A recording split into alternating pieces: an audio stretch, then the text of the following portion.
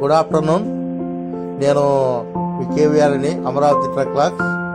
ఈరోజు మా ఇంట్లో మటన్ బోన్ సూప్ తయారు చేస్తున్నానండి.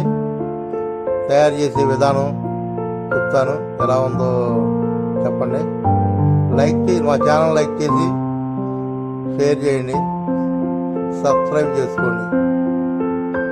ముందుగా ఒక కుక్కర్ తీసుకోవాలండి. కుక్కర్లో ఒక 100 గ్రాముల ఆయిల్ వేసుకోవాలండి. ఆయిల్ వేసుకుని ఆయిల్ వేడెక్కినాక మిరియాలు, యాలకులు, లవంగాయలు, దాల్చిన చెక్క ముక్క ఒకటి వేసుకోవాలండి. సాజీర వేసుకోవాలి.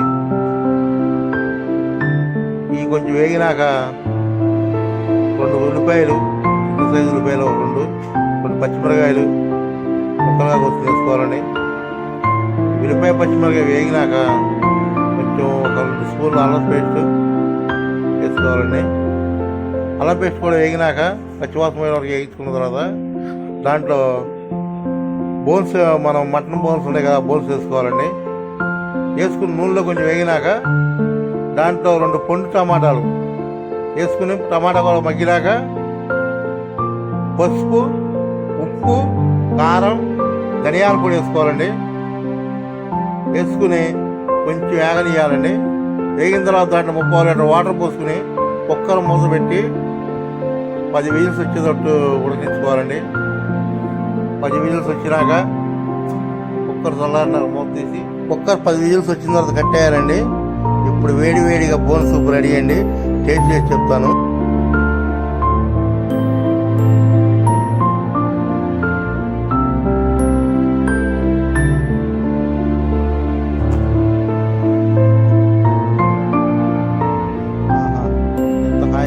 వర్షాలు 3 రోజులు కూడా వర్షాలు పడుతుంది. వర్షాలకు వేడి బోన్ సూప్ తింటే చాలా టేస్టీగా ఉందండి.